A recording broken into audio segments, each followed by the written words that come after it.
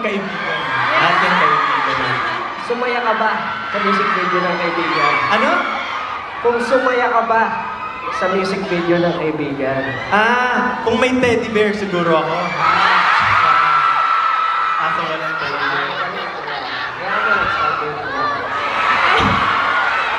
Okay, so Josh and Justin, why don't we greet everyone first? Ayan. Woo! Okay. Justin, may gusto ka ba sabihin o ako na? Hindi, ayun. Syempre gusto namin kamustahin lahat. Kung okay pa ba kayo? Kung syempre gutom na kayo pero okay pa. May energy. Ang daming energy. Dapat kumain kayo ng donut, di ba? Kaya kayo ng Dunkin. Tama so, po. Nakapag-Dunkin na ba lahat, Ichin? Yes, yes. Wala po lalakas yan. Ako kanina nakapag-Dunkin na ako. Dunkin yan sa backstage. Oo, sarap. Di pa ako nag-dinner. Nauna na yung dessert ko. Ayun lang. Nagpipig ka pala kanina. Pero ayun, kinain mo ba yung binutas ng donut, Justin? Ano? Binutas ng donut? Oo. Nakain mo? Ay, yung kinain ko walang butas. Naskipan mo. Sorry, syempre, diba? Ginawa ko talaga yung specially for you.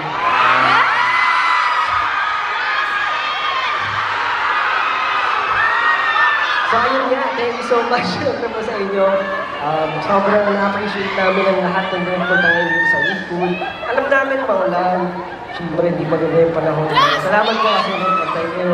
And ramdam po namin yung presence nyo. Grabe po yung hiyawan nyo. Kahit ako napaos, kaka-hype sa inyo. Siyempre yung Dunkin is para na rin 18, no? Talagang sinuportahan nila tayo from the very beginning, andyan sila parate, and talagang binibigyan nila tayo ng mga ganitong ganap para makasama yung 18. Yeah. Thank you so much, Dunkin. Yes, may tanong na ako. Rinig ba talaga hanggang dulo? O medyo mahina? Rinig hanggang dulo? May mahina o Sakto. So, ayun. Baka kaya po lakasan sa FOH, yung boses. Okay. So, ayun nga, sabi naman ni Jocelyn, magpapasalamat kami. At syempre, hanggang sa huli, maraming salamat din syempre sa aming Dunkin PH family. Syempre, alam naman po natin na isa sila sa mga unang naniwala sa SB19. Yeah. At naalala nyo ba dati, syempre, nagsasart pa lang tayo. Parang, yun yung first ever dapat na makapag-araneta tayo dati, di ba? Dahil kay Dunkin! Yeah. Concert given to SB19. Yeah. Yes, sino mga parang nag-attend dapat kung walang pandemic. Sino? Ayun, madami-rami. Isa po talaga si Dunkin sa mga unang naniwala kay SB19. Kaya maraming salamat po. Ayan. So everyone, can we all say thank you, Dunkin? We love you, Dunkin.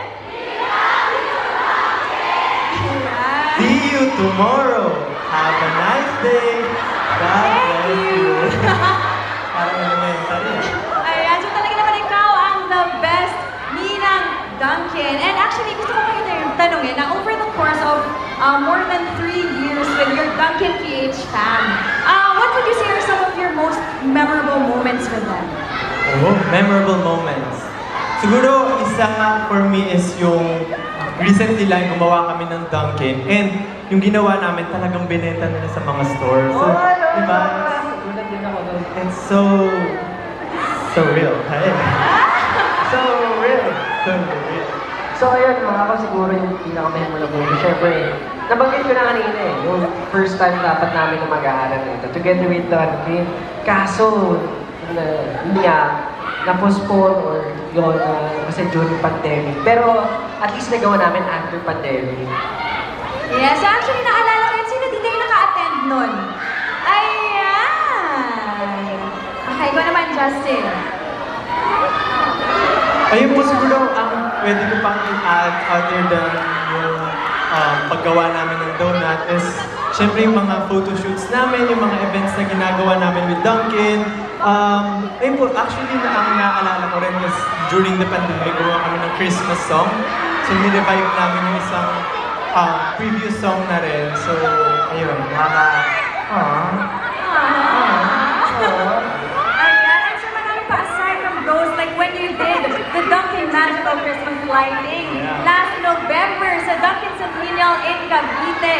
And syempre yung first billboard nyo. And yung first press con nyo with Dunkin for your supposed 2019 concert nga, as you mentioned, yung Dunkin presents Give In to SB19.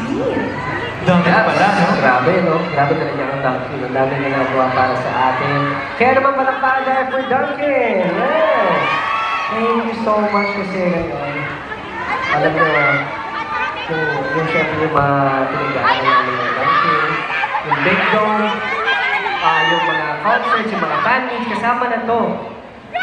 Talaga naman, alam niyo, parang pag inaanan na namin, sobrang inisip namin na super thankful kami kasi may mga naniniwala dyan na katulad ng Dunkin sa amin sa SB19.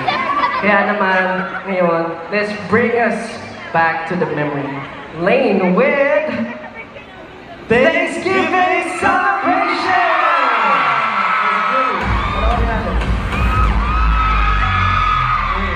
Celebration! So it's our 6-year anniversary, syempre. Tama po. Ang napanood niyo po kasi meron kami grand celebration of our group's 6-year anniversary with Dunkin. Yeah, but it is also a reflection of our evolution as artists and Dunkin brand ambassadors. Syempre, ito yung moment to acknowledge the unwavering support of our dear 18! Yes, syempre.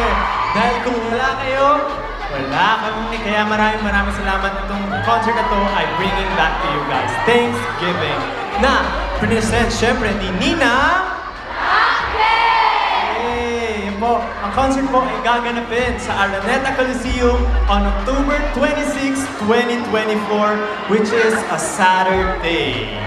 Yun, saktong-sakto talaga sa anniversary namin. Kaya naman, sobrang excited na ako dito. At syempre, kasama namin na ang buong SB19 for this one. Kaya same niya ang date na to, October 26, 2024 at the Araneta Coliseum. Syempre, let's all celebrate the journey together throughout our 6 years. Yeah. Yeah, so guys, ano ulit yung date? October 26. Yan, so that's a Saturday where the Araneta Coliseum. Alright, so guys, kita-kita tayo doon, ha? Kita-kita tayo doon? Yes! Okay, so Josh and Justin, I'm sure maraming questions ang 18 ngayon na na-announce nyo na ang napaka-bonggang pasabog ni Ninang Dunkin. So guys, where can they check for updates about Thanksgiving? Yes, syempre po, as always, you can check out sa aming mga social media accounts. Just search for SB19 Official or Official SB19. And syempre, huwag niyong kakalimutan ang mga accounts ni Ninang Dunkin. Yo, just search for Dunkin PH. Yo. Yes, at syempre doon sila mag-a-announce kung kailan ang ticket selling and other details for Thanksgiving. So i-follow nyo sila, syempre, para wala kayong ma-miss sa details about ticket selling. Yes.